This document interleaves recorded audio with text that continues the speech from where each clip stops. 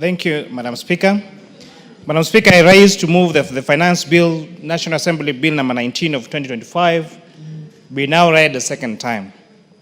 Honorable Speaker, for the last 32 days, my committee, that of the Finance and National Planning Committee, has dutifully and diligently discharged its mandate in accordance with Standing Order number 245 through a comprehensive review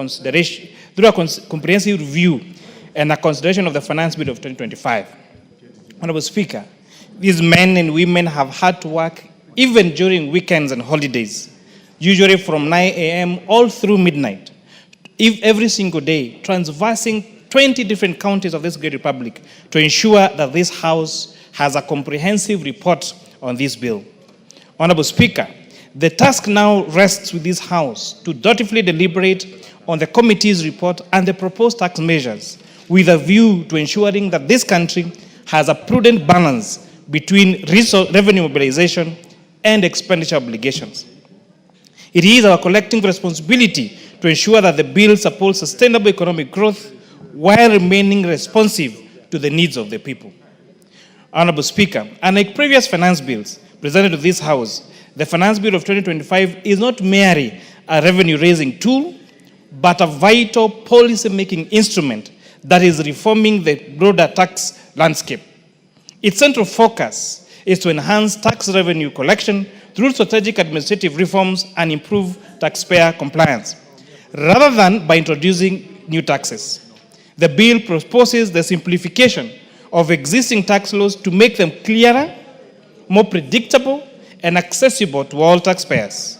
This simplification includes consolidating overlapping provisions and eliminating outdated or redundant clauses that continue to burden the current legal framework. Honorable Speaker, the Finance Bill embodies the government's commitment to modernizing tax administration and fostering a culture of trust and cooperation between the Kenya Revenue Authority and its citizens. It introduces a range of policy measures designed to strengthen the efficiency of revenue collection, including the use of technology, improved data analysis, and risk-based audits. These reforms are aimed at curbing tax evasion, expanding the tax base, and ensuring that all eligible taxpayers contribute their fair share of tax. Mr. Speaker, the decision by the Committee on the Finance Bill 2025 is anchored in a well-established framework and past legislative measures. Since the enactment of Finance Act of 2023, the committee has operated under a consistent set of guiding principles and policies that have shaped its review of various tax measures, including the Finance Bill of 2024, the Tax Laws Amendment Act of 2024, the Business Laws Amendment Act of 2024, the Tax Procedures Amendment Act of 2024, the National Tax Policy, and as the overarching framework, together with the medium-term revenue strategy, which has been very central to these efforts. These policies, Honorable Speaker, aim to ensure predictability and sustainability within the tax system, thereby fostering a more environment for business. Mr. Speaker, since the enactment of the Finance Act of 2024, this House approved a series of tax measures aimed at achieving specific revenue targets that support fiscal sustainability. The Finance Act of 2022 had a projected revenue of 22 billion shillings. The Finance Act of 2023, 211 billion shillings. The Finance Bill of 2024 had intentions to raise 344 billion shillings. The Tax Laws Amendment Act now 2024, 49 billion shillings. But the Finance Bill of 2024, only 24 billion shillings. Therefore, Mr. Speaker, through the rationalization of tax incentives, improved compliance, and ongoing legislative reforms, the government projects to generate an additional 24 billion in revenue for the 25-26, underscoring the commitment to building a fair, transparent, and efficient tax system. Mr. Speaker, after reviewing the Finance Bill of 2025, the committee proposed a series of amendments aimed at enhancing the efficiency of the country's tax framework. In its deliberations, the committee carefully considered stakeholder submissions along with the strategic guidance provided by the medium-term revenue strategy and the national tax policy. Further, Honorable Speaker, the Pigovian are all critical areas in this country's industrialization, food security, and green energy transition. The committee observed that these items had only been recently granted zero rating status in the Finance Act of 2023 in a deliberate policy aimed at incentivizing local manufacturing, promoting the adoption of sustainable technologies, and lowering the cost of essential goods and services. Reverting them to exempt status will not only reverse these gains, but also disrupt market confidence, increase input costs, and undermine private sector growth, particularly in emerging the job-rich sectors, such as mobile device assembly and electric mobility, Honorable Speaker. The committee recommends to retain zero-rated status for these key inputs, as well aligned with the government's broader policy objective under bottom-up transformation agenda and Vision 2030. These policy frameworks prioritize industrial growth, climate resilience, and affordable energy solutions, job creation, and sustainable agriculture. For example, local mobile assembly has created thousands of jobs, while the electric mobility sector, including electric buses and bicycles and motorcycles, supports green transport initiatives and offers affordable transport alternatives. Lithium-ion batteries production and the uptake of BEVs to further contribute to environmental stability and reduce reliance on fossil fuels, Honorable Speaker. You'll notice, Honorable Speaker, for example, for lithium-ion batteries, Kenya is one of the largest manufacturers of lithium batteries, allowing us even to export to other countries, including Tanzania, Honorable Speaker. This has only been made able through this zero rating, Honorable Speaker. In as much as we understand the strategy, Honorable Speaker, by the National Treasury to try to reduce tax expenditures, which have been in excess of 500 billion shillings every year. And Honorable Speaker, these tax expenditures, remember, our development budget is partly around 650 billion shillings. Whereas our tax expenditures is around 550 billion shillings. So our tax expenditures is almost as much as how much our development budget is, Honorable Speaker. But in as much as there is need to clean up the first and second schedule of the VAT Act on the zero rated and exempt status, it is also important to realize that we also operate under other protocols across the region. We have the East African Community Protocol, Honorable Speaker. We have the African Trade Protocol, Honorable Speaker, that will enable, if we do not have these incentives in our local market, it will enable manufacturers to move to a different country, manufacture there, Honorable Speaker, and we end up importing those particular products, Honorable Speaker. Therefore, it is very important that we are very deliberate to continue with the incentives that, Honorable Speaker, support our local manufacturing, Speaker. Most importantly, we have provided another clause where this abuse of exempt status or zero-rate status is going now to be punishable, Honorable Speaker. And therefore, there are administrative measures to make sure that these particular incentives of zero-rating and exempt status is used properly administratively rather than punishing a whole sector and making us uncompetitive in the region, Honorable Speaker. Clause 36 proposes subjecting several strategically important goods to a standard rate of 16%. However, Honorable Speaker, after careful consideration, the committee recommends that these goods remain listed under the first schedule and continue to enjoy VAT exempt status due to their critical role in advancing key national development priorities. The goods in question include items used in the construction of tourism infrastructure, such as recreational parks and conference centers, sectors that contribute significantly to foreign exchange earnings and job creation. In 2023 alone, tourism contributed 10% to GDP and supported more than 1.6 million jobs directly. Similarly, the exemption for goods in hospital construction equipment, especially for specialty hospitals with at least 50 beds, is very crucial in strengthening health infrastructure and in line with our universal health care agenda. Honorable Speaker, the exemption of aircraft, sports, spare parts, and tourist transport vehicles also aligns with Kenya's ambitions to solidify its status as a plastic container, for example. There are costs involved in the electricity bill that are VAT-able in manufacturing of this bottle, like water is VAT-able.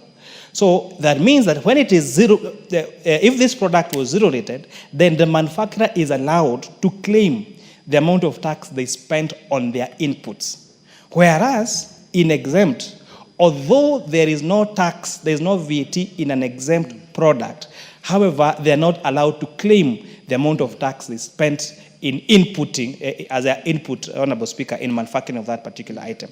And therefore, Honorable Speaker, this is why ideally, as a product, a zero-rated product is meant to be cheaper than an exempt and than a standard rate product, Honorable Speaker. However, what we're referring now to tax expenditures is when you are now claiming of input VAT, it means this is foregone tax by the government. It actually means that where your input tax could be higher than your output tax, then you go to KRA and ask for a refund. And now the challenge with this, and that's why you can see a deliberate effort by National Treasury trying to clean up the first and what we call the first and the second schedule of the VAT Act, which is now zero-rated products and exempt products, is we have many fictitious claims of input VAT. Where we have some entities that employ more accountants, Honorable Speaker, than actually the officers who run. An example in hospitals, you find, maybe an example, for example, one of the, I don't want to give an example of a particular institution, that would be to dispatch them. But you've seen institutions that say manufacturing X product, but the number of accountants they have in that business is more than anyone else. And therefore, all they do is process refunds for VAT. Secondly, the budget that we provide with National Treasury and through KRA for tax, for those refunds, is only 5 billion, against a demand of excess of 50 billion at any particular time.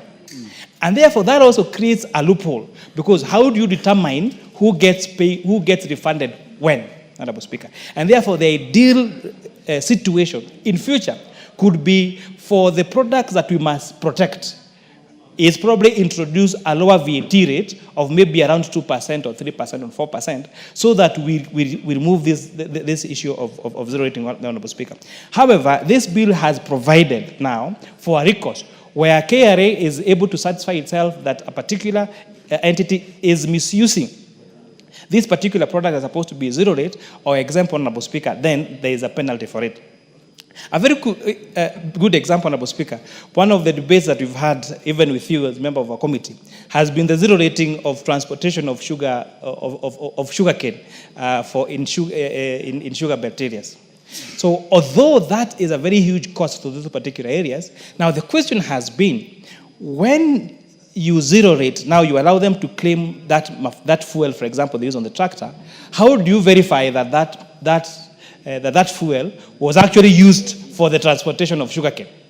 Or is that fuel bought and goes to support other activities, but is claimed or said to have been used to transportation of sugarcane? So those are the complications, Honorable Speaker, that we deal with now vertible products, exempt products, and zero products.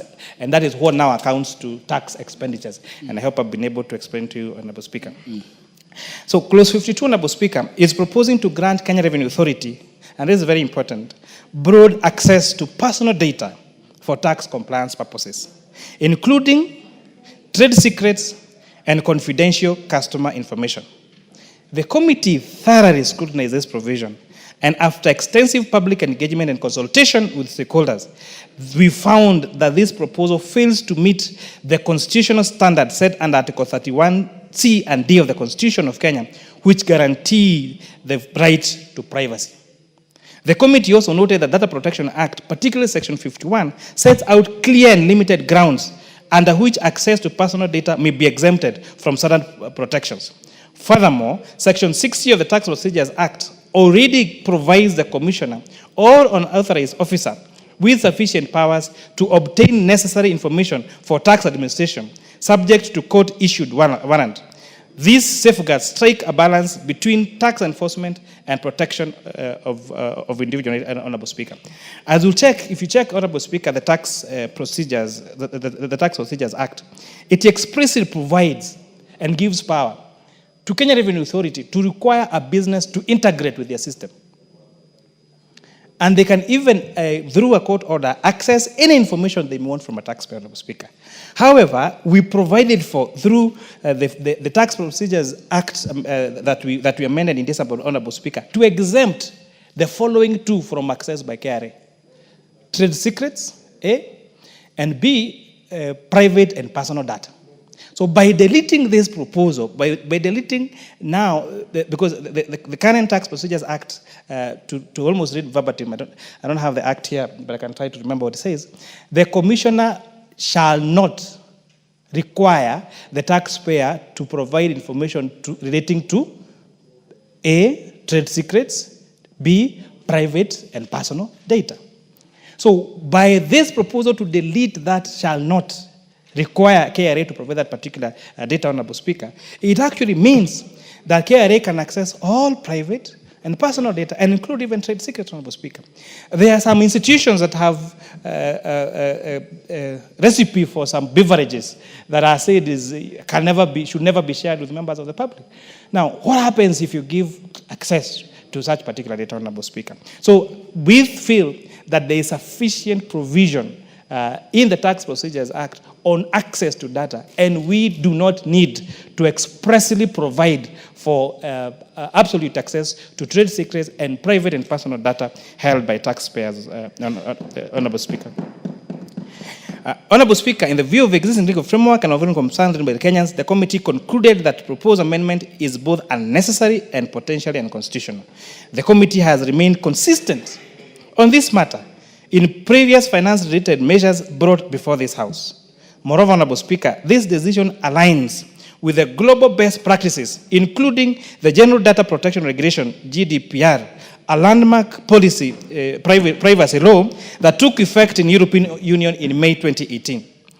Although GDPR, the General Data Protection Regulatory Framework, is an European-based law, Honorable Speaker, its principles have set global standards for data protection and directly influence Kenya's, our own Data Protection Act. These principles emphasize individual control, transparency, and strict conditions for data processing. Upholding these standards is vital for protecting citizens' privacy, maintaining public trust, and ensuring that Kenya's regulatory environment remains credible, secure, and investor-friendly in an increasingly digital world. Mr. Speaker, the committee proposes the introduction of a new clause 28A to amend paragraph 1C of the second schedule of the Income Tax Act. This amendment will allow telecommunication operators to claim investment allowance on the cost of spectrum licenses, just as they currently do for the items like optic cables. For spectrum licenses acquired before 1st of July 2025, the reduction will only apply only to the remaining unclaimed portion and will be spread over the remaining useful life of the license. The committee fully supports this proposal as it aligns with our agenda to access on digital transformation and youth empowerment. Spectrum licenses are key investment for telecom companies. Allowing tax reduction will ease the cost burden and encourage further investment in digital infrastructure. This expansion will create opportunities for young people by improving access to digital services, supporting digital entrepreneurship, and driving job creation in the technology and innovation sectors, Honorable Speaker. It is quite unfortunate, despite Kenya being one of the countries with the highest mobile connectivity, there are still some places in this country that there is no network. And therefore, Honorable Speaker, this particular incentive would incentivize our telecom companies, Honorable Speaker, to create, to have more mobile connectivity, Honorable Speaker, including in some of the places in my constituency, like some lower parts of Mareshani. Honorable Speaker, these committee's proposals reflect not only a stakeholders' input, but also a sound economic reasoning grounded in Canadians' fiscal stimulus principles. By incentivizing housing, manufacturing, and green energy, the finance bill supports aggregate demand, promotes employment, and stimulates growth in all while preserving fiscal discipline. Mr. Speaker, as we deliberate the finance bill of 2025, it is crucial to prioritize measures that effectively expand our tax base and enhance revenue generation. This may involve innovative tax policy approaches such as incentivizing compliance, simplifying tax procedures, and overreaching barriers that hinder our revenue growth. Mr. Speaker, addressing this issue proactively and implementing them effectively, tax policies will ensure that we increase our tax revenue collection in line with our economic potential. This will strengthen our fiscal position, allowing for investment in key sectors, social welfare programs, and infrastructure development that will foster economic growth to benefit all Kenyans, Honorable Speaker. Honorable Speaker, this huge task would not have been completed without the efforts of our dedicated and most professional secretariat staff. These unsung heroes work day and night without any supervision to ensure that the committee report before the House comprehensively responds to each of the 5,000 plus submissions received by this committee. Honorable Speaker, this report would not also have been possible were it not for the commitment of members of the Finance and National Planning Committee, Honorable Speaker. I am proud to be one among the equals who lead a very effective, committed team of members of this particular committee, Honorable Speaker. We were able to divide ourselves in groups, and with the record 10 days, covered public participation in 10 different counties across this republic, Honorable Speaker. In conclusion, in your inaugural speech at this House as the newly appointed Speaker in 2023, you indicated that one of our key visions for the National Assembly was to go e-Parliament. Honorable Speaker, I am proud that in consideration of the Finance Bill of 2025, it was a paperless exercise. The only paper in the process was a copy of the report we tabled last week. I also to inform this committee, Honorable Speaker, this was an invention of a young man, an intern in the Committee of Finance and Planning, National Planning, called Alan Kimani. This young man, Honorable Speaker, an intern, a computer science graduate of Kenyatta University, Honorable Speaker, developed a QR code that stakeholders, when they came to submit their proposals, they will just scan and they will register without having now to jump the queue, and we will know who came first and give them the first chance. In addition, stakeholders do not have to bring photocopies of their submission, Honorable Speaker. They were able to just scan the QR code, access the bill itself, give them an option to comment clause by clause over the bill, access the explainer that this Honorable House had published, Honorable Speaker, and if they want to just give general comments, to be able to do that, Honorable Speaker. This made the process seamless and paperless, and I want to laud this young man called Alan Kimani, because that is how we should grow our technology. That is how we should use our energies, our young people, Honorable Speaker. And I want to challenge young people in this country, Honorable Speaker. I have seen a lot of people even text me, Honorable Speaker, asking, is it true you are taxing new babies? Is it true we are taxing this and the other? And Honorable Speaker, it's unfortunate some of these people are very learned people.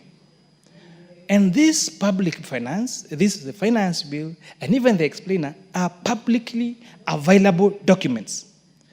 Just by a simple Google search or a simple access to Parliament website, Honorable Speaker, you will access this particular information, Honorable Speaker. But they don't bother to read, Honorable Speaker. And lastly, Honorable Speaker, the disinformation and the deliberate misinformation and disinformation is sickening, and it must stop. These people who deliberately create stories, whereas they know it is lies.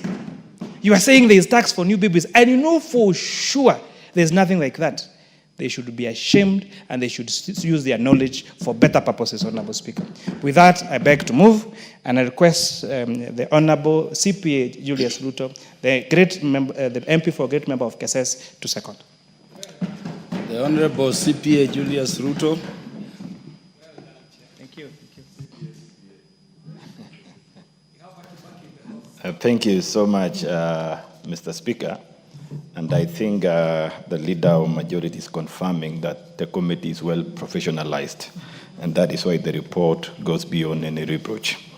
Mr. Speaker, I stand to second the report tabled by the Chairman, Finance and National Planning Committee, CPA Kuria Kimani, and to express our joy as a committee as we stand before the House that this particular year finance bill, as it is said, is one of the best finance bill because it never focused on the vertical adjustment as it used to be traditionally, but rather it's trying to stress on the horizontal adjustment, broadening the pace of tax collection and ensuring that it makes ease for Kenyans to participate in tax payment, unlike the complexities that were there before.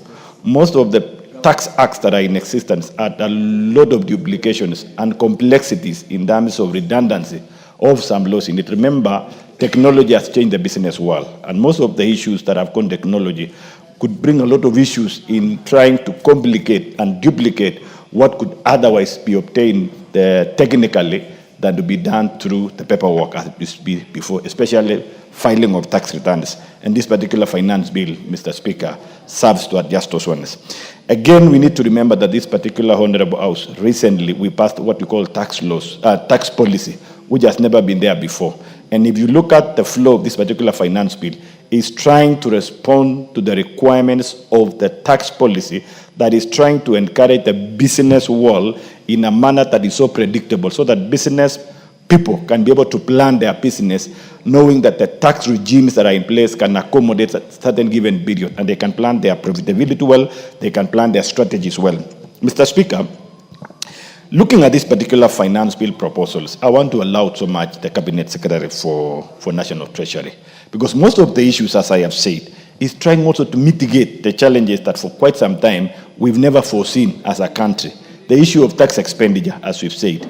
Tax expenditure, which the report of finance of 2023 indicated we lost the tune of 560 billion, between 510 to 560 billion. When we talk of tax expenditure, Mr. Speaker, these are exemptions that we give, these are tax remissions that we give, and the tax reimbursements that are being claimed by the business owners, manufacturers, and those who trade in the zero-rated inputs. And most of them has no clear line of transferring the final benefit to the consumer, because most of this happens in the world of, as you say, professional engagement. But if you look at some products and look at the cost, the pricing in the market, you can actually see how the benefit is. Most of us, I know, we visited our health facilities, and when we access healthcare, especially those who are covered by insurance, the cost that you see when you sign there is so huge that at times you are defeated to know those benefits that were provided by this honorable house through the tax laws that we pass here,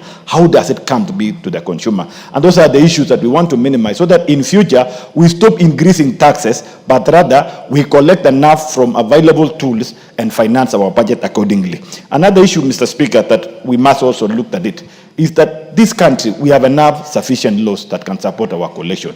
The challenge we are having is the tools and the systems our Kenya revenue team are using. And this is something this particular finance bill is speaking about it, to encourage the Commissioner General of Kenya Revenue to ensure that he puts in place proper system and mechanism. And if there is any support, and I saw the other day in the budget, they are asking for additional funding to improve on their systems, so that they are able to reduce on leakages, reduce on corruption, and reduce on losses that could not be seen through the weak systems they have in place, so that we can reduce on under collection, maximize the target revenue that we give each and every year without stressing Kenyans. And I think that's a main issue that, Mr. Speaker, this particular finance bill is speaking about it. However, Mr. Speaker, as a committee, and I want to invite members of public, especially the stakeholders who had an opportunity to engage the committee, to read this particular report from the chair from today, that this particular report reflects almost more than 80% what members of public proposed in the public participation.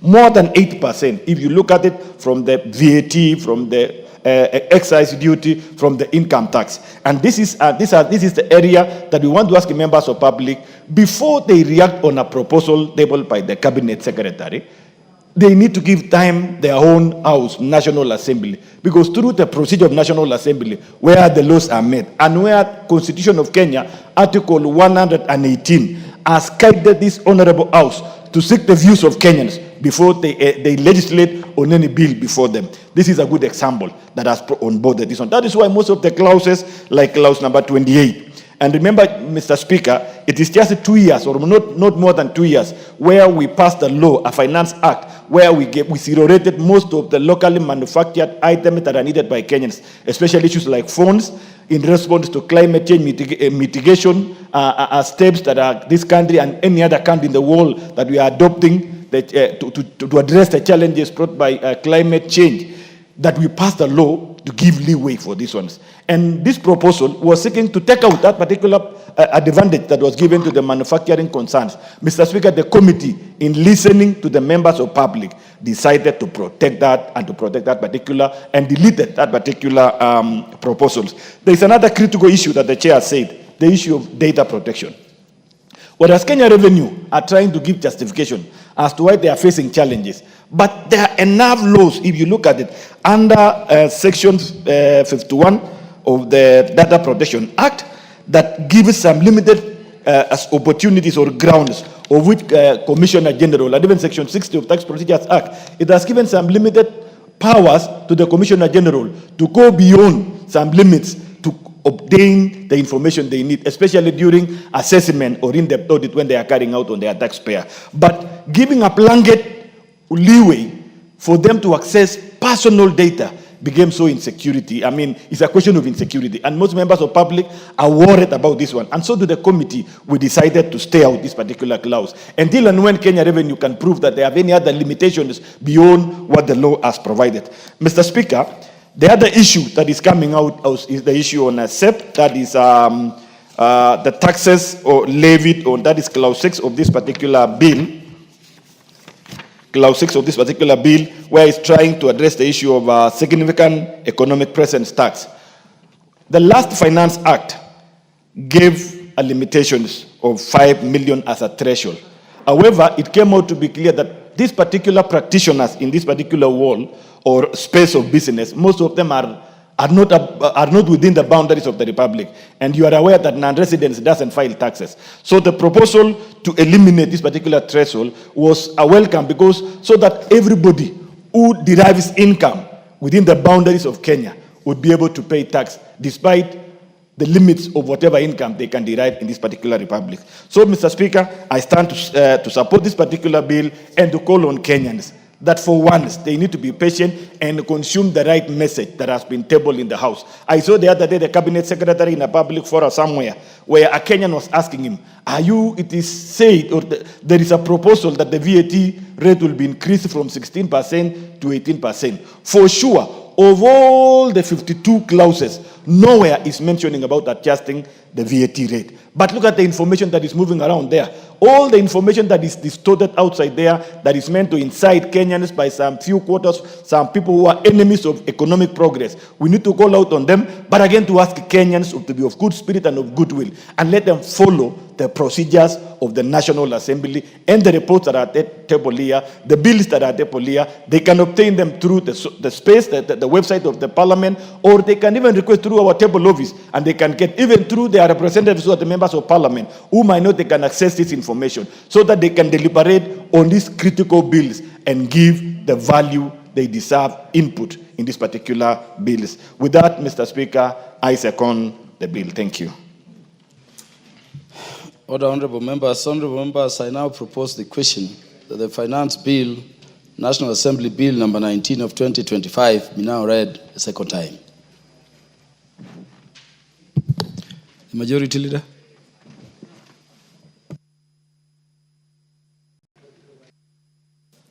Thank you, Honorable Speaker. I rise to support this bill in its second reading. Honorable Speaker, maybe before I say what I have to say on the bill, allow me, Honorable Speaker, also to express my disappointment with the shooting that just happened. I had not seen that video. I've just watched that video. It's very unfortunate. And as we were saying earlier, our police officers must exercise restraint even as they conduct their work, and appreciate that they are dealing with fellow human beings so that we do not lose limb or lives, even with the demonstrations that people are carrying on with. Honorable Speaker, moving on, allow me, Honorable Speaker, first to commend the committee led by the Honorable Kimani Kuria and all the other 14 members of that committee, including CPA Julius Ruto, who doubts whether I am aware that the committee is well professionalized. You know, this Julius doesn't know that I was a CPA when he was still in high school.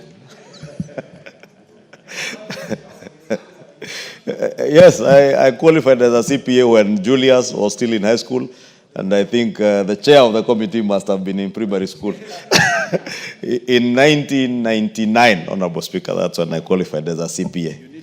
While still as a university,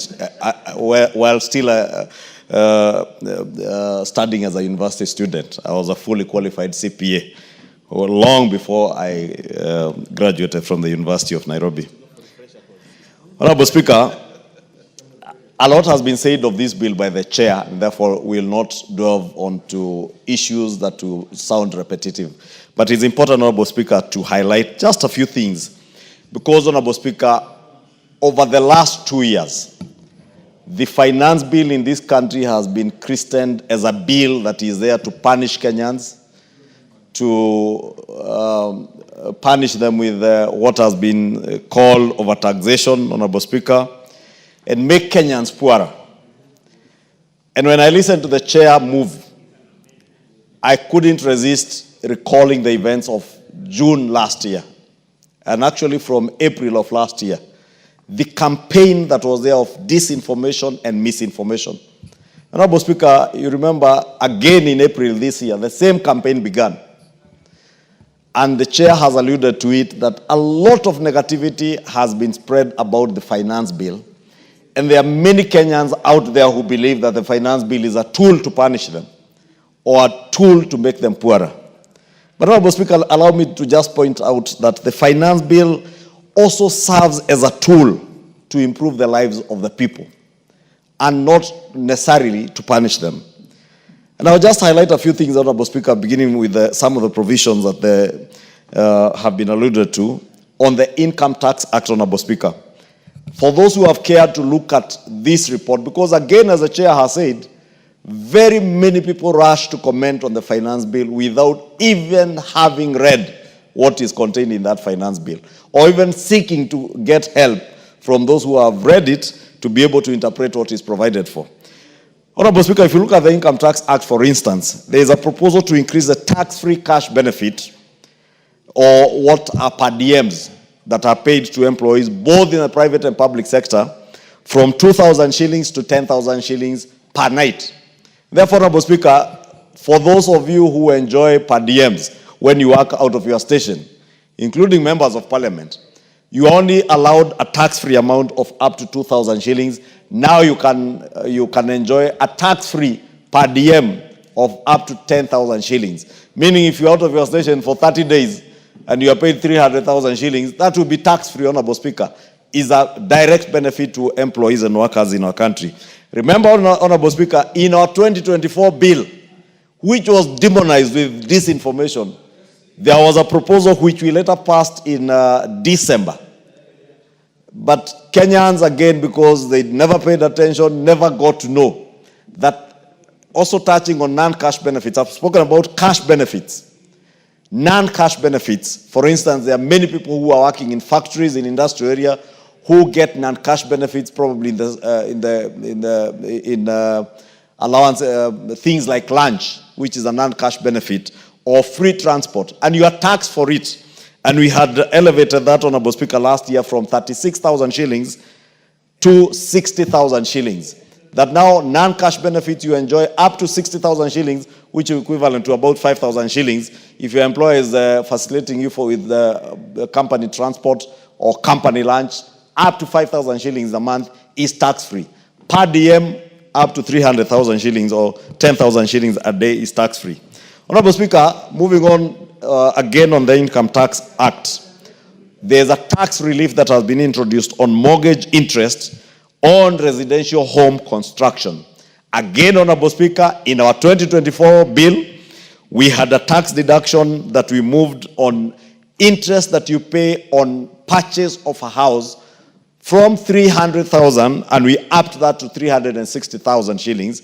That fell with the finance bill of 2024. When we did the tax amendment laws in December, to the benefit of Kenyans, we reintroduced that particular provision, and today Kenyans can enjoy tax-free tax reliefs on mortgage interest up to 360,000 shillings, up from 300,000 shillings. That means for every 30,000 shillings that you pay as interest on your mortgage, you don't pay tax on it, or you can claim tax against it.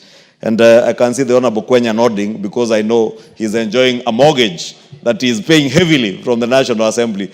Now, Honorable Speaker, again, even for us as members of Parliament and many other Kenyans who choose not to take a mortgage to go and buy a complete unit of a house and choose to take a mortgage facility and construct their own house, they will be able to enjoy the same benefit of up to 30,000 shillings per month or 360,000 shillings a year. Therefore, Kenyans who are borrowing mortgage facilities from their SACCOs, from banks, from mortgage finance companies, Honorable Speaker, we will now be able to benefit this. Again, as I said, including us, because I know, Honorable Speaker, like now this year, this current parliament, when I took my mortgage, I didn't buy a house. I sought to renovate an existing house, Honorable Speaker, or reconstruct a house. And I've been paying heavily interest of up to about 180,000 shillings a month. Now I can enjoy tax-free up to 360,000 a year. Honorable Speaker, if you look at other provisions on pay as you earn, Honorable Speaker, again, many Kenyans have been overtaxed, largely because on account of their employers or the people who pay them, the employers not allowing them to claim all the deductible expenses, Honorable Speaker, that are deductible ahead of paying pay as you earn.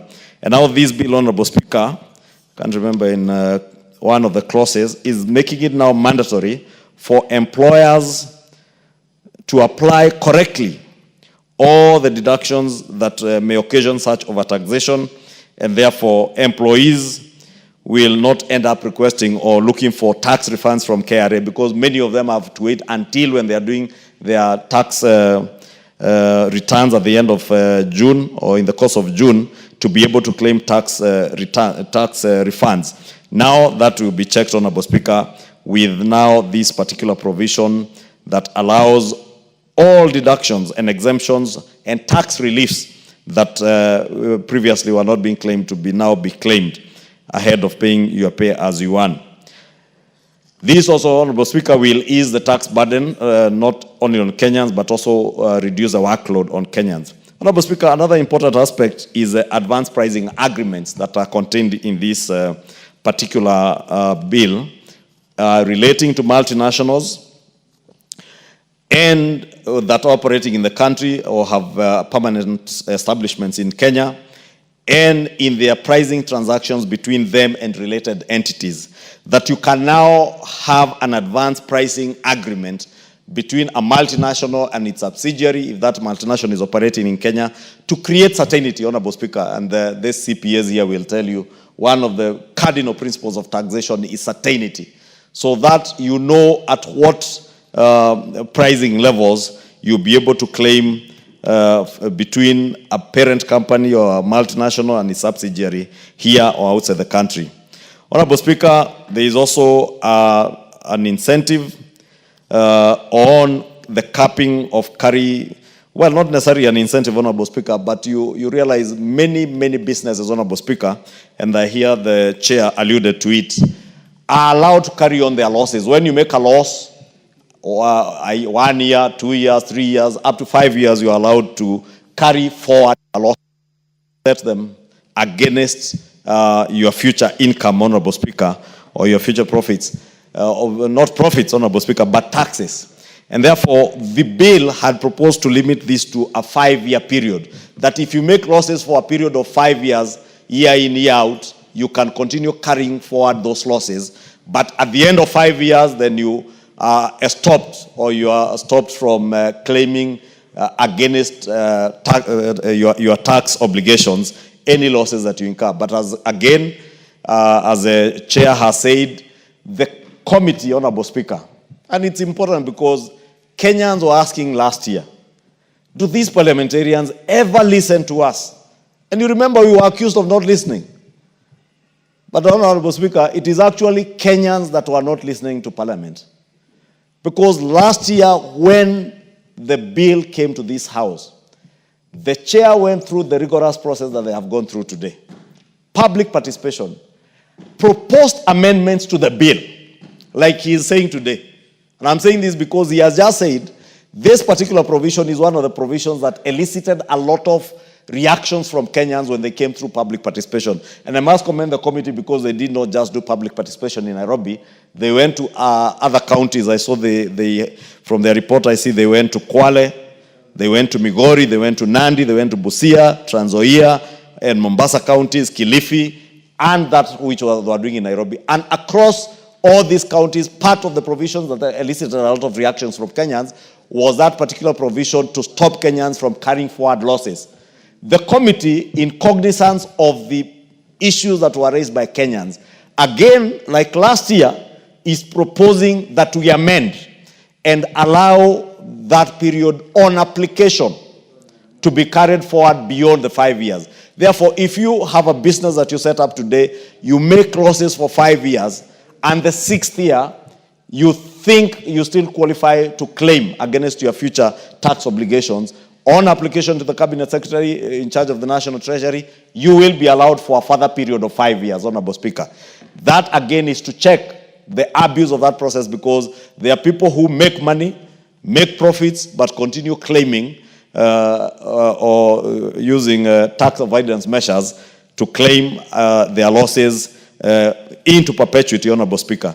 Therefore, even with the capping of 5 years, again, that can be extended. Honorable Speaker, there was also the issue of the income tax exemptions for public and private sector gratuity, Honorable Speaker. Again, last year, we had this provision in the finance bill.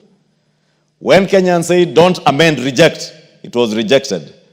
But again, in the tax amendment laws of 2024, we brought in the provision to allow any person who enjoys gratuity, whether you're in the private or public sectors, Honorable Speaker, and now the bill is clarifying that it is retirees or people who are getting gratuity, both from the private or public sectors, Honorable Speaker, to be able to enjoy exemption on income tax. Therefore, whatever gratuity you paid, you will not pay income tax on it. Again, putting money back to the pockets of our retirees or people who are ending their contractual work, for those who work on contracts, Honorable Speaker, like members of parliament and others who have a 5-year tenure. And this ensures, Honorable Speaker, that retirees keep more of their gratuity, supporting their financial security and dignity even beyond their working life, Honorable Speaker. Honorable Speaker. Yeah, add the majority leader 2 minutes. Honorable Speaker, I'm mentioning these things because they are important. Because of the campaign of misinformation and disinformation that the chair alluded to, Kenyans are made to believe that there is nothing in the finance bill to benefit them. Today, Honorable Speaker, in conclusion, there are tax incentives that we put again in the tax amendment laws of 2024, or the Tax Amendment Act of 2024, which had been declined in the finance bill of 2024.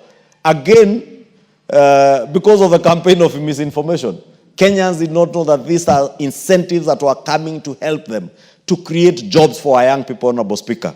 Some of these incentives, Honorable Speaker, spoke to the amount of money. For instance, in the 2024 Tax Laws Amendment Act, we reduced the rate of capital gains tax from 15% to 5% for firms that are certified by the Nairobi International Financial Center Authority, and further reduced the threshold of investments that qualify for the lower rate from 5 billion, an investment of 5 billion, down to 3 billion. This year, again, Honorable Speaker, the committee and the bill is proposing that for companies that invest 3 billion in new capital, within the first 3 years, they will enjoy a reduced corporate tax rate of 15% for the first 10 years and 20% for the next 10 years. And to qualify, these companies must have 70% Kenyan senior management employees. And for regional headquarters, 60% of senior management must be Kenyans, to sensitize multinationals and companies that are investing those huge amounts in Kenya to employ Kenyans, even in senior management.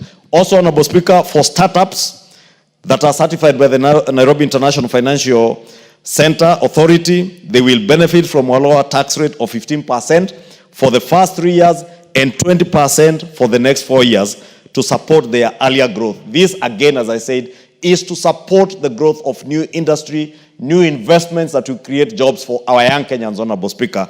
And therefore, even as people inside others out there, it is important that, I thought was important, Honorable Speaker, not to be very technical, but just to highlight a few of the good things, very good provisions that are in this bill, some which were lost last year because of the misinformation, and plead with Kenyans, as I congratulate the young in turn, and plead with the management of the of Parliament, led by the Speaker himself as the chair of the Parliamentary Service Commission, to consider when this young man, Alan Kimani, graduates from his college, to consider hiring him permanently as a staff of this parliament, Honorable Speaker, because it is such genius, Honorable Speaker, such innovative young Kenyans who are utilizing their intellect for the benefit of Kenyans, not utilizing their time on social media to demonize, disinform, misinform other Kenyans, Honorable Speaker. The platform and the QR code that this young man created, as you have heard, enable Parliament as an institution to be able to engage more meaningfully with Kenyans. Unlike the other lady, Honorable Speaker, who was arrested, can't remember her name, for creating a platform that was, one, disinforming Kenyans.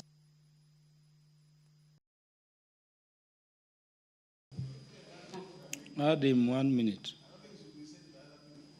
Honorable Speaker, you need to inform the Honorable Member for Kitui Central that I am not this guy. I am the member for Kikuyu. My name is Kimani Ichung'wah. Honorable. And the leader of majority.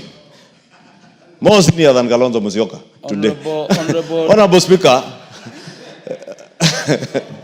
I was saying that lady who had created a platform that simply at the click of a button was sending a lot of emails to the parliamentary website, Honorable Speaker, to clog the system and stop Kenyans from giving valid views.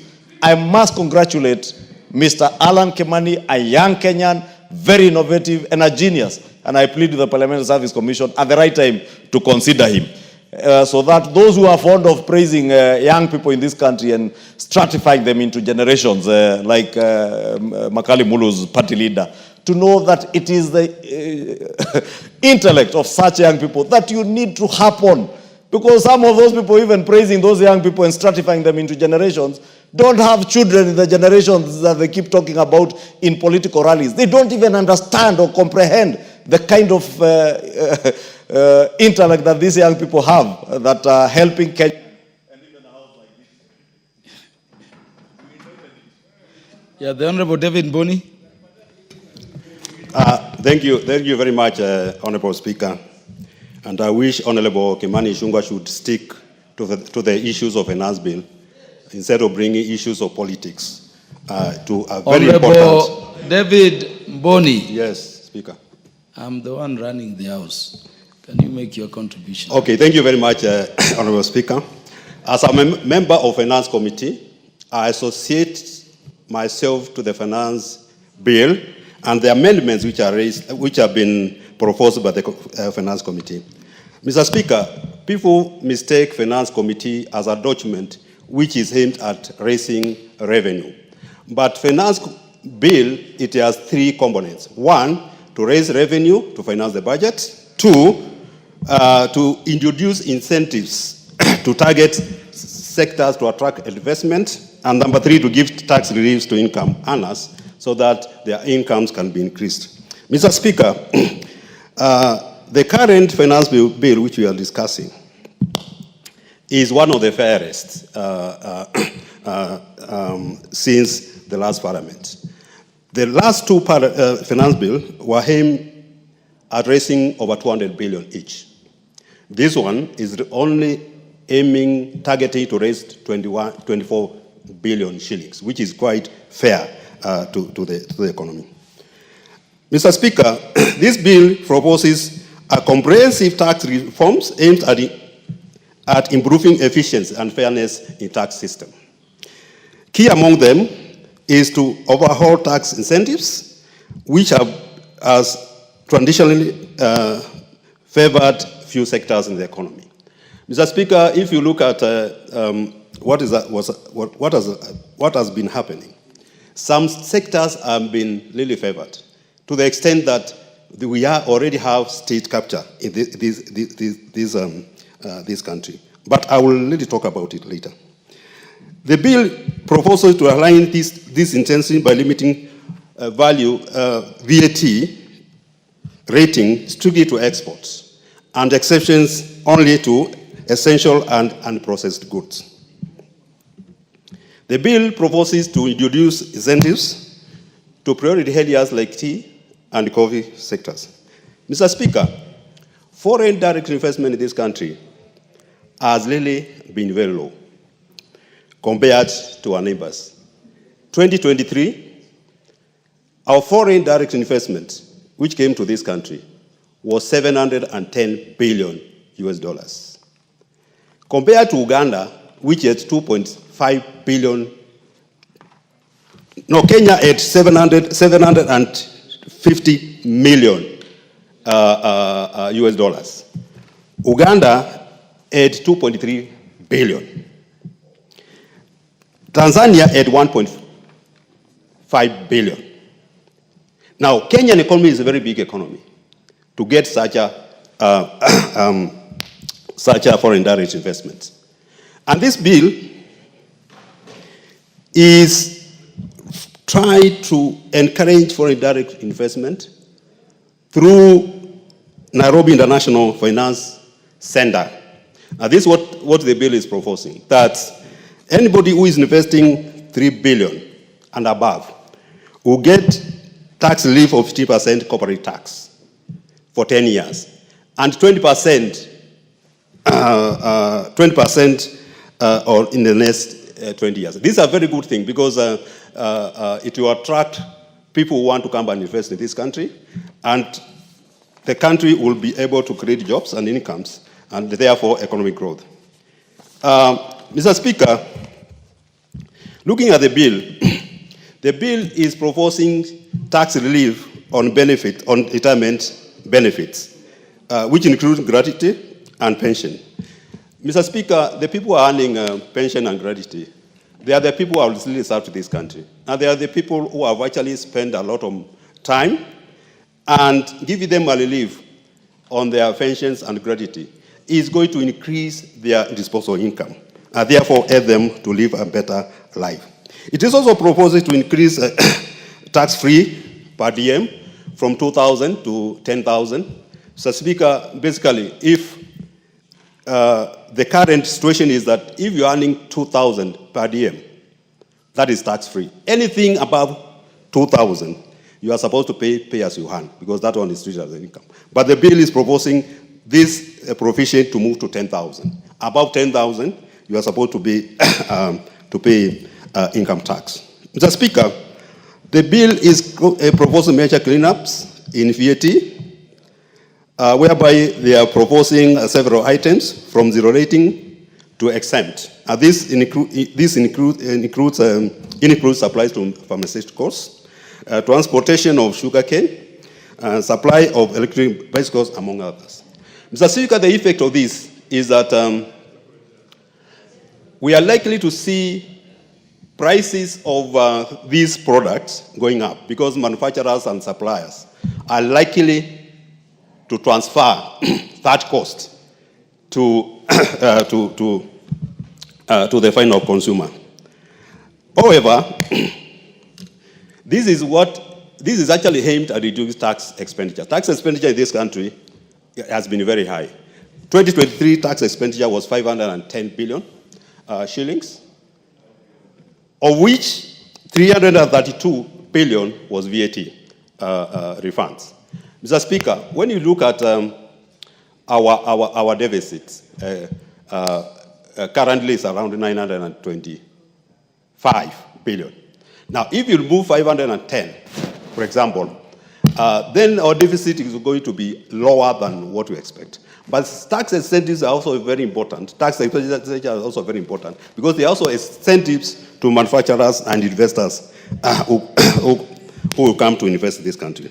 And therefore, we can still earn income, revenues from VAT and other things. But we need to look at this and make sure that the tax expenditures are reduced. Mr. Speaker, the bill proposes access to financial and business secrets. These are provisions which has Treasury has been bringing it to finance bills from 2023. And this one, to me, is a very dangerous provision because you are saying if, for example, you go sleep in a hotel, KRA can be able to get your data to know where you slept and whom you slept with. KRA will be able to go to accounts and know how much money you are depositing in your account. So I think this one, and given that there are other provisions in the bill, especially on the Tax Procedure Act, which gives KRA authority to go and access that data. I think this is this provision, as my chair said, this was as a committee, we say this provision can be misused, because that data can be misused. So that one we declined. Mr. Speaker, there's an issue which has been going on export promotion levy. And basically, we feel this export promotion levy has not been actually beneficial to even to exports. Because even you look at the exports in this country this year, last year, they increased by 2.5%. Now, if you gross it up using inflation, that does not make sense. But more so, this bill is proposing reduction of export promotion levy of iron, steel, and iron, just from 17.5 to 10%. I think we also need to reduce it further. Due to reduce it further to 5%, because the time we increased these rates for imported billets and clinker, the cement and steel increased. Cement rose from 650 to around 900. And if you look at the growth of construction last year from annual economic survey, the construction, building and construction industry shrank by negative 0.7%. Now, these are the effects of this export promotion levy, which is not helping the country. And we also understand that money is not reinvested. It's going to Treasury, and these people cannot even be able to access it. Therefore, I think we need to further reduction of this. I think the California taxes, the proposal of 10 or 5 years, and I think the committee has pronounced itself to this. If you tell somebody to invest 2 billion, and I understand putting up a factory of 2 billion, you require like 5 years.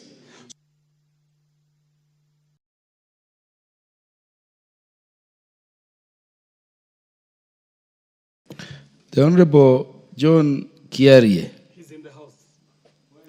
Oh, you are not in the house.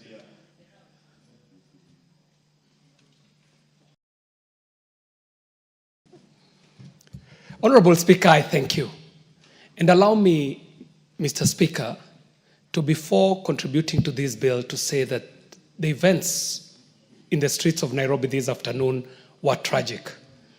The death was needless, and Mr. Speaker, I will say no more.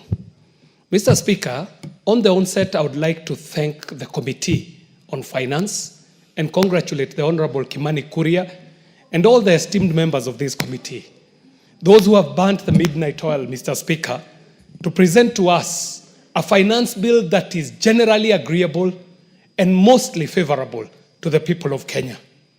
Mr. Speaker, the work that goes into the preparation of a finance bill, knowing that a finance bill is new every year, amending quite a number of laws, we have to commend this committee for the judicious work they have done, combing through our laws, combing through the Income Tax Act, combing through the value-added tax, combing through our excess duty tax, the Tax Procedures Act, and all these other miscellaneous laws that could be existing for them to be able to compile such a good report, Mr. Speaker, that we are debating this afternoon. Mr. Speaker, I see reason to celebrate, and that's why I support this bill. For us who are in sector, in the ICT and digital economy sector, Mr. Speaker, we see a reason to smile. Mr. Speaker, the proposals being made here are going to issue tax incentives on spectrum license, Mr. Speaker. And Mr. Speaker, as you would understand, connectivity today is not a luxury. Even what we used to think to be a utility, like mobile connectivity, or even telephony, or computer connection through the internet, Mr. Speaker, is no longer a luxury. Today, connectivity, Mr. Speaker, is a matter of life and death. But even more importantly, the investment that goes to allow for this connectivity is a very heavy capital investment, Mr. Speaker. So that if there is a telco that is needing to put up a mast or a tower or anything that has to do with connectivity, including broadband fiber, Mr. Speaker, if they could get relief through these tax incentives, then we know that that will transfer to the end user, who is the public. And for that reason, Mr. Speaker, I stand to support this finance bill. Mr. Speaker, combing through this report and looking even at the proposals made in this finance bill, I do see that we are seeking to zero rate the local assembly of mobile phones, Mr. Speaker. Mr. Speaker, it might not be known to many, but today in Kenya, we are moving towards being a device manufacturer in this country. Mr. Speaker, if you visited Dedan Kimathi University today, you shall find young Kenyans assembling mobile phones, assembling tablets that shall be accessible to Kenyans, some at a cost lower than 5,000 Kenya shillings, Mr. Speaker.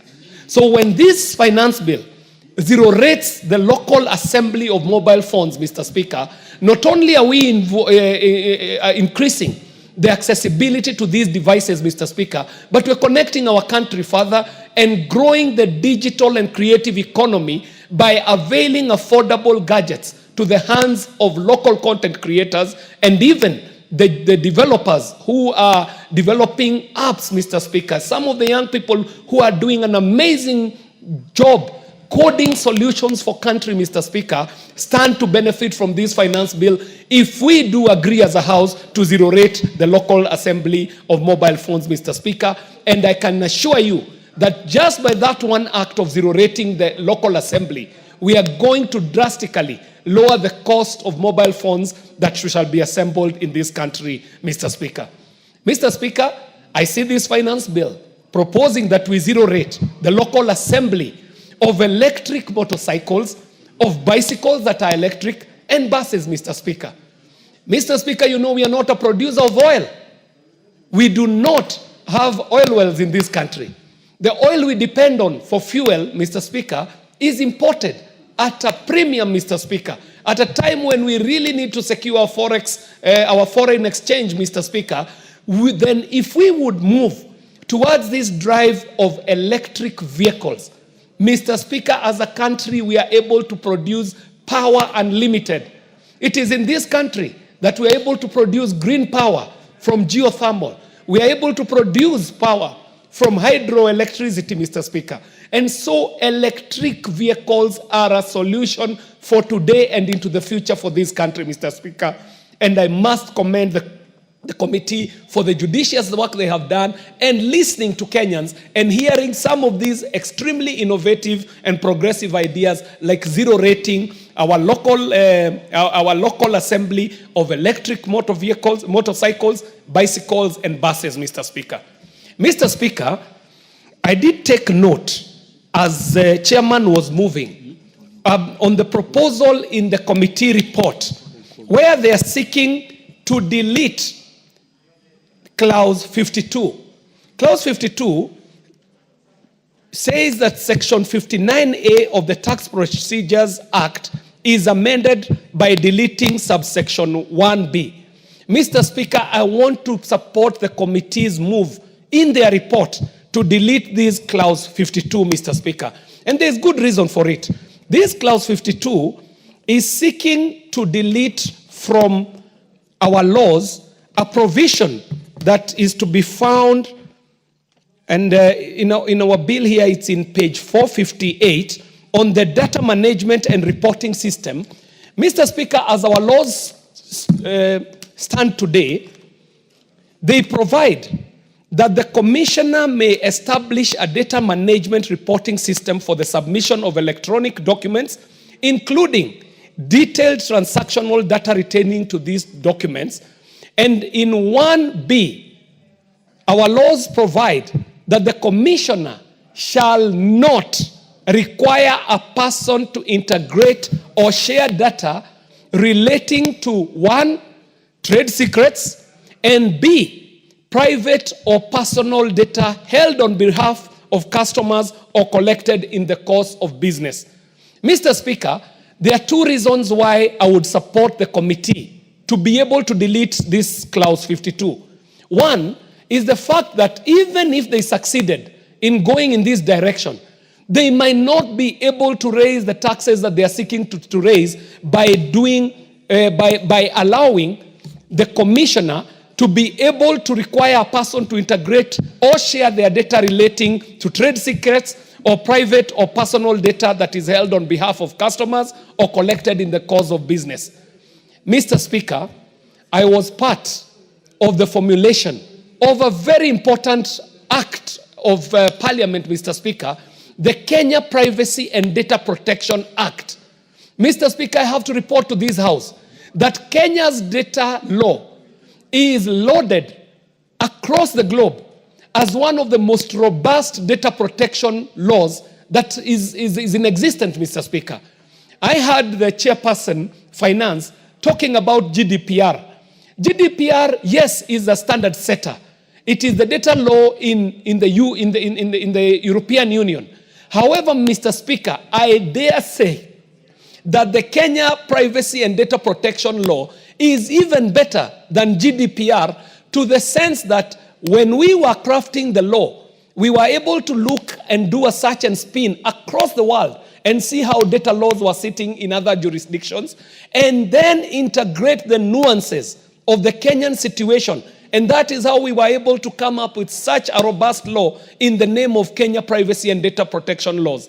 Mr. Speaker, we have no business offending what is working, because if it is working, there is no reason to fix it. So, Mr. Speaker, I do support the committee's move to delete clause 52 so that the commissioner does not require any person to integrate or share data that is relating to trade secrets, but most importantly, to private or personal data, because, Mr. Speaker, our laws do provide in such a way that we have gained such good reputation out there because of a matter called adequacy in data laws.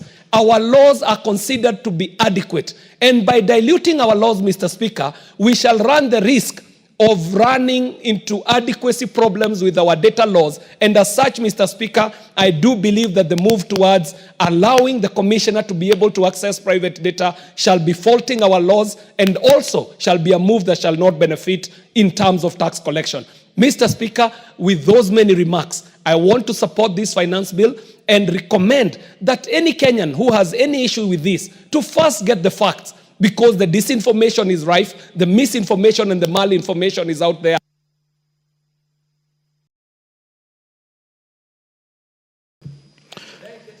The Honorable Wilberforce Oundo will be followed by the Honorable Dr. Makali Mulu, and I would request you do under 5 minutes each because of time. Thank you, Honorable Speaker. Honorable Speaker, I stand here to support the Finance Bill 2025. Compared, you guys are worried. Compared to the 2023 Finance Bill and 2024 Finance Bill, whatever shortcomings are in this bill are curable, unlike the past two that were incurably defective.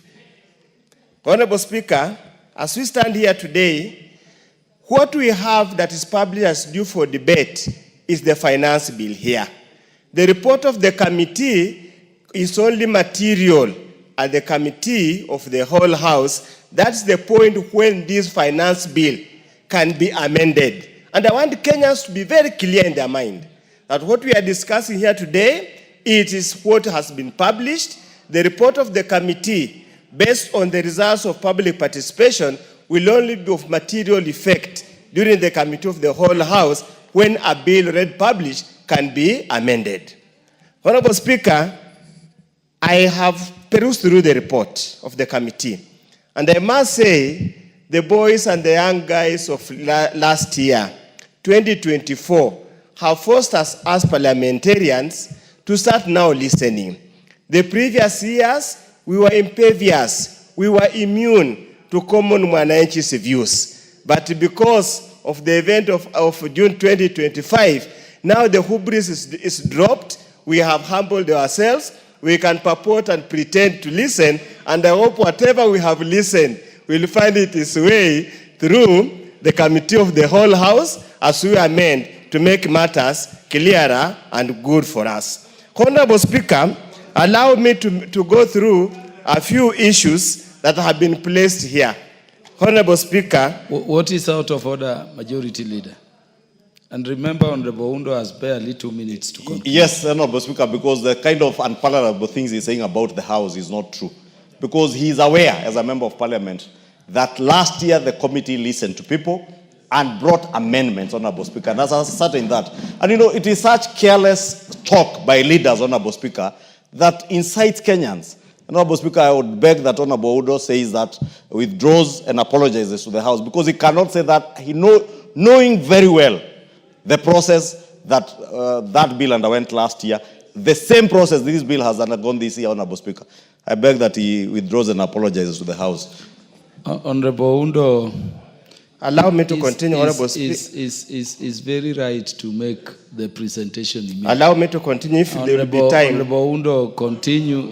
Your time was frozen. You have 2 minutes. Yeah, Honorable Speaker, and we need to be very clear at the opportune time, and I think the chair will need to clarify.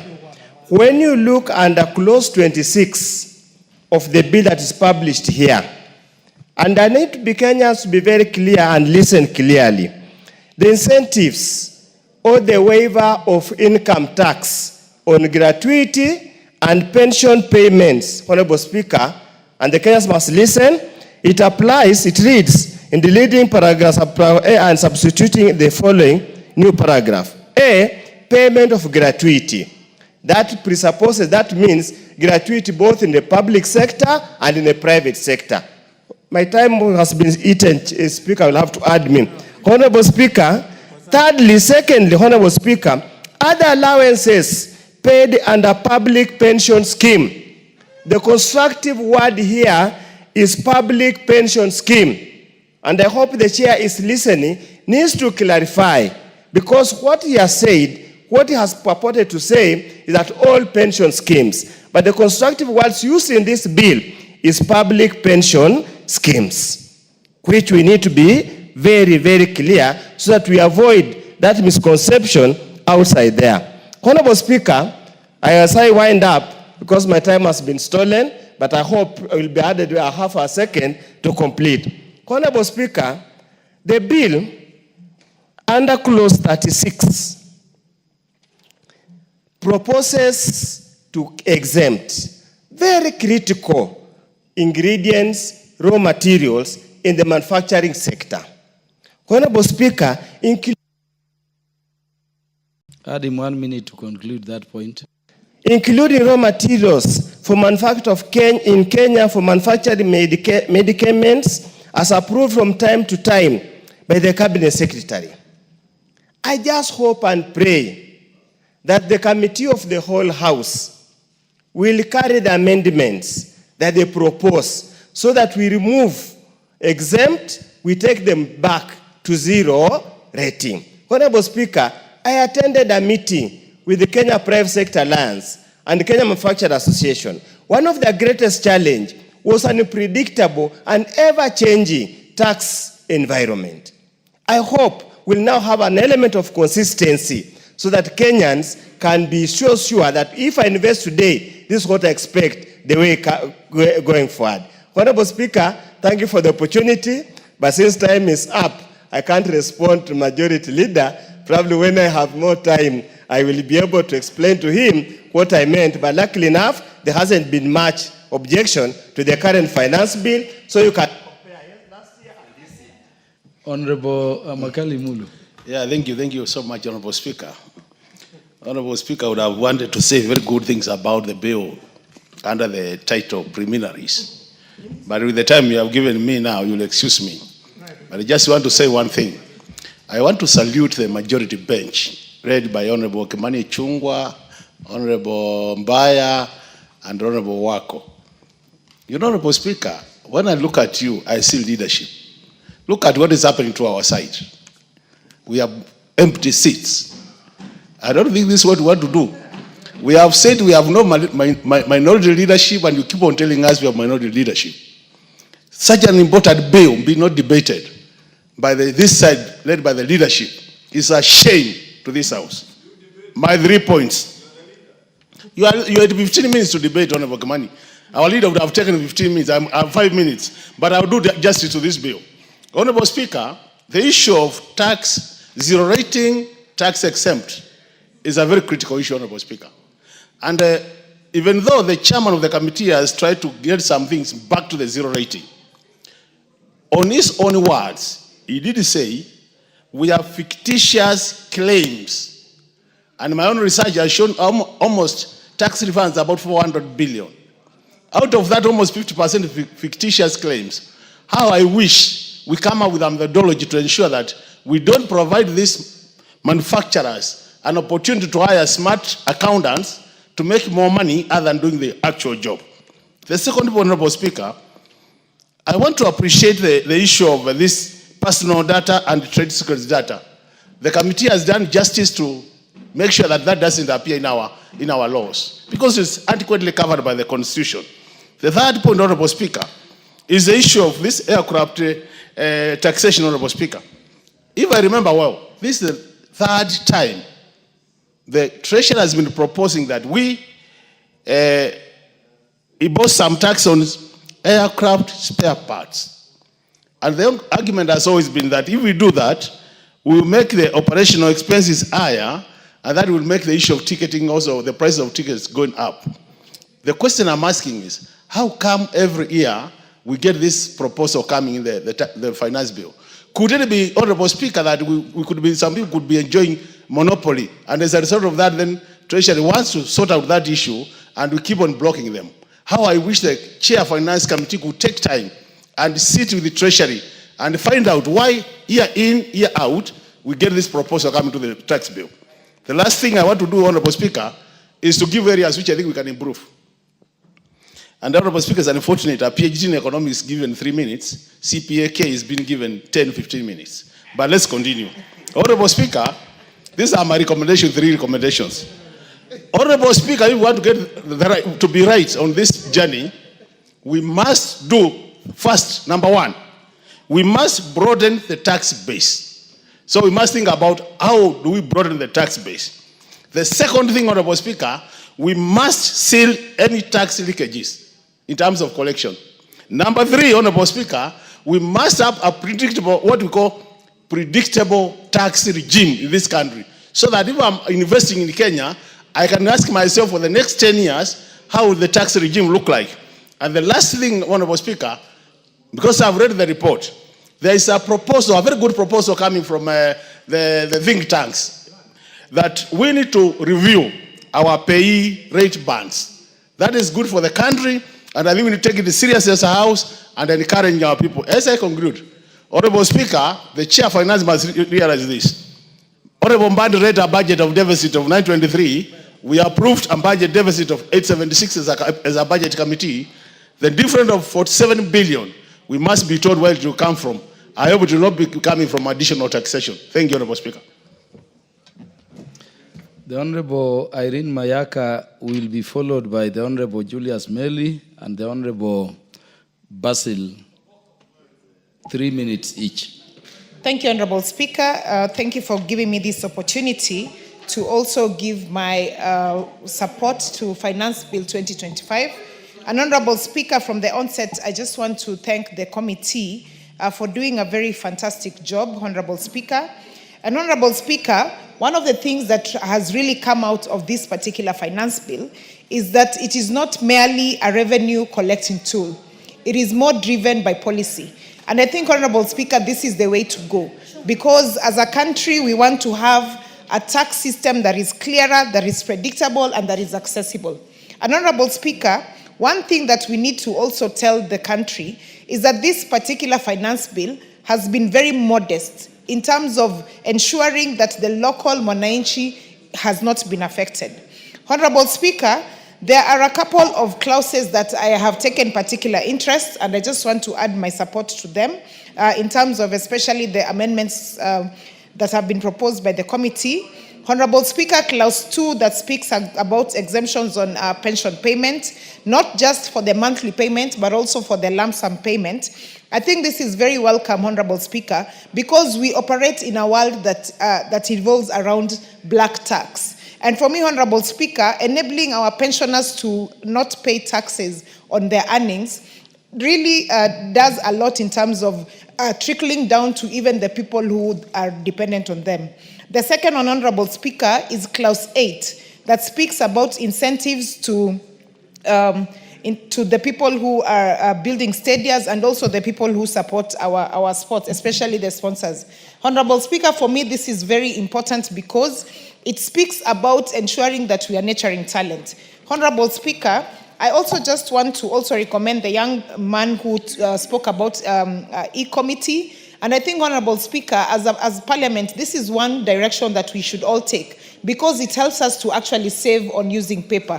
Therefore, Honorable Speaker, with those few remarks, I would just like to support the Finance Bill 2025 and thank the committee for doing a fantastic job. I thank you. Honorable Julius Meli.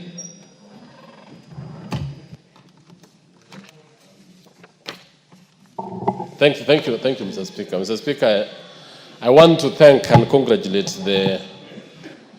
the committee chair on budget, on finance and planning. Honorable Speaker, this committee has done a very good job. In fact, the bill this time is actually doing a lot of incentivization to producers, to farmers, and more importantly, even to transporters. Honorable Speaker, I want to just talk about the issue of construction industry.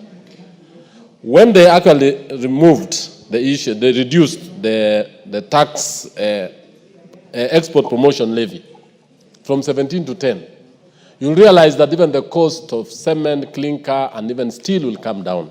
Honorable Speaker, this will even give a lot of jobs to the construction industry. And more importantly, Honorable Speaker, this bill has also proposed that a number of incentives to the software industry where they will actually promote the production and assembling of software devices. Honorable Speaker, I shall be proposing a number of amendments, especially on how to incentivize tea packaging and to also enable the tea farmer be able to get enough money and therefore promote the export of tea in this country and even across the globe. Honorable Speaker, I therefore support and I want to ask the House that let's give the correct information about the Finance Bill of 2025 so that the public can get to know and read the right figures and be able not to be actually given wrong information by the social media. Honorable Speaker, I support. Honorable Basil, in under 3 minutes. Thank you, Speaker. I want to thank the Chair for Finance. This is not a bad bill compared to 2023, 2024, 2025. It's a fairly good bill. If you look at, for example, the pensioners and the retirees, who majority are actually aging population with a lot of related elements that come with age, this particular bill withdraws or provide tax-free for gratuity and the pension funds for retirees, Mr. Speaker.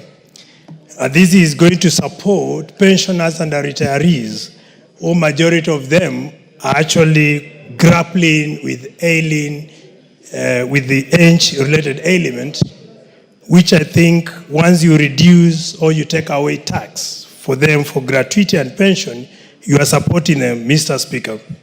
When I look at the mortgage relief expansion, Mr. Speaker, this is going to promote the new house owners who will actually be able to get loan for construction of houses, Mr. Speaker. And since we have so many young people who are trying to get or to be house owners, with this particular bill, Mr. Speaker, and with the mortgage relief expansion, is going to support new house owners to be able to be house owners, Mr. Speaker. When I look at steel and iron imports, Mr. Speaker, this particular bill has reduced taxation from 17.5% to 5%. Basically, this means it's going to support construction, particularly when it comes to real estate. And this is going to generate employment for many young people, particularly skilled and unskilled laborers, Mr. Speaker. The only flaws I have with the bill includes the issues to do with data privacy, because we need to protect data privacy, Mr. Speaker. So allowing KRA to access our data is not a good thing about the bill. And lastly, when it comes to taxes, what is not to be taxed, the 16% on VAT on issues to do with solar energy and affordable housing inputs, Mr. Speaker, that is going to slow solarization when it comes to solarizing boreholes, as well as issues to do with job creation when it comes to tourists, because there is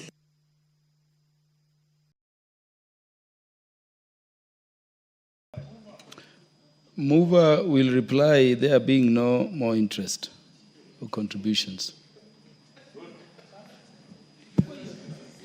Honorable Speaker, with your indulgence, I beg to donate. Mover, you want to donate sometime? Yes, please. There is Honorable Mboko Milemba behind you and Honorable Zamzam Chimba.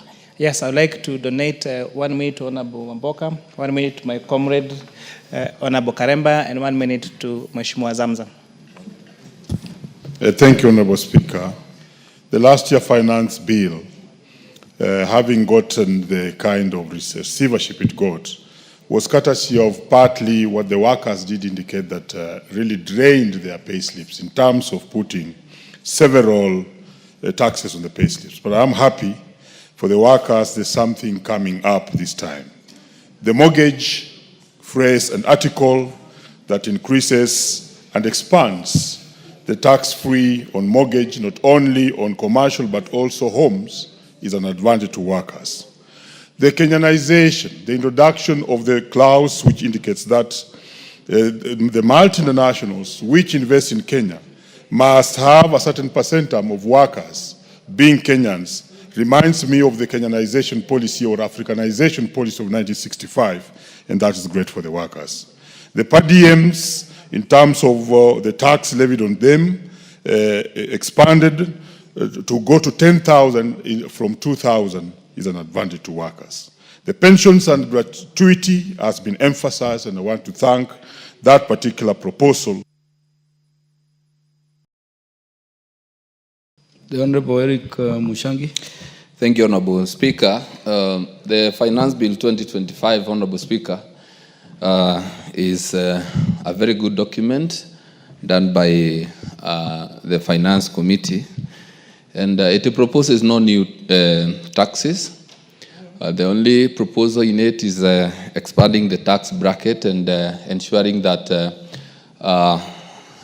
all people pay taxes as required, and especially ensuring that there is no evasion of tax, or rather people have to pay tax when required to.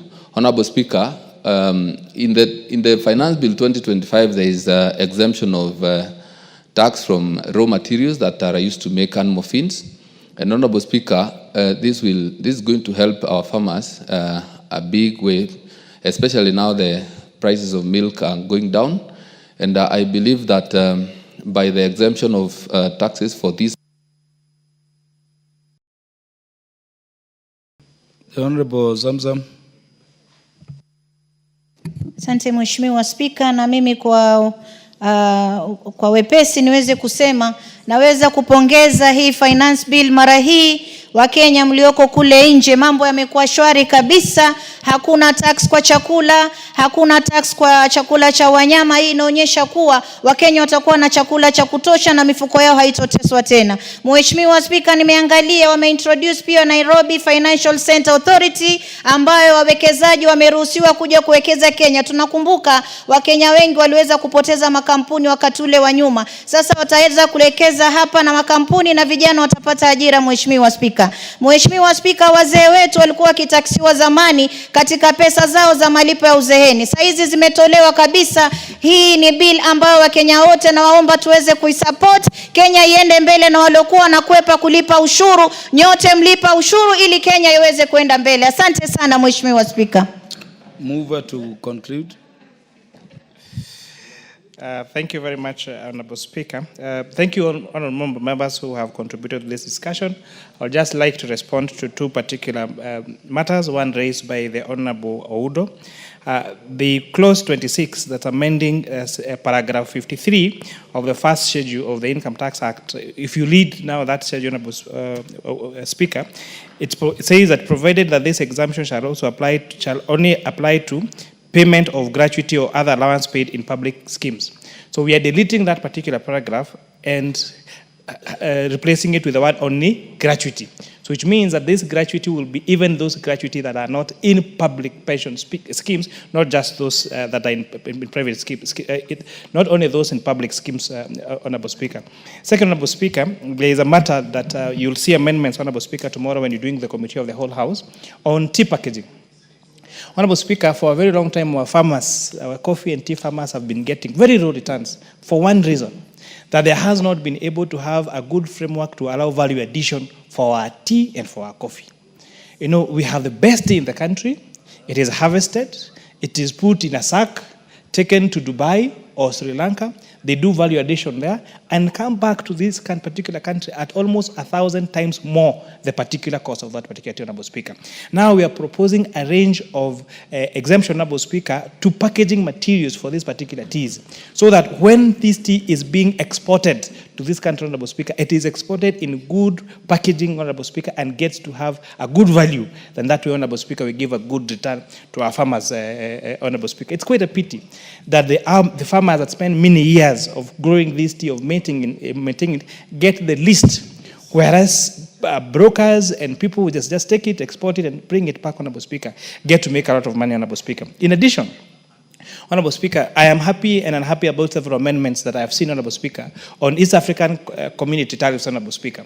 And one of the recommendations that we did in national tax policy and National Treasury should adhere to is to bring those stays and those applications for stays for customs duty, Honorable Speaker, to this House for public participation and for approval, Honorable Speaker.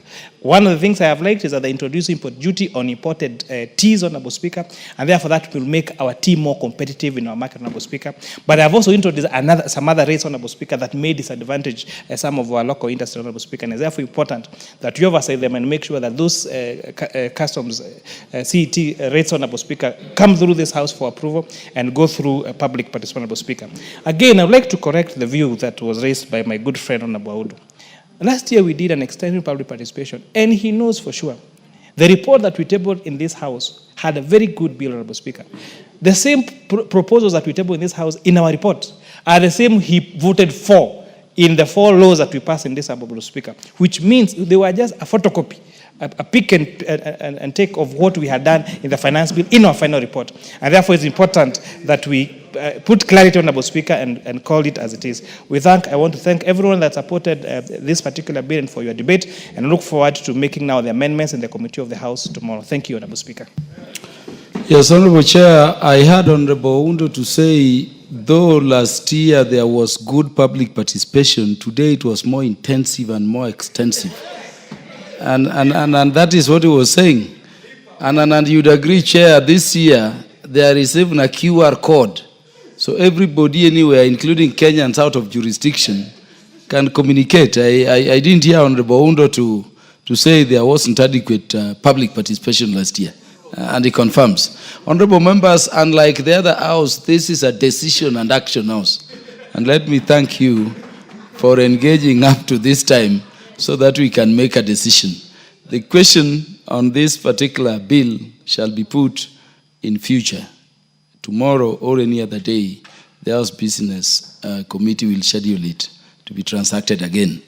Other honorable members, we are standing. Honorable members, the time being 19:07 p.m., this House stands adjourned until Wednesday, the 18th day of June 2025 at 9:30 a.m.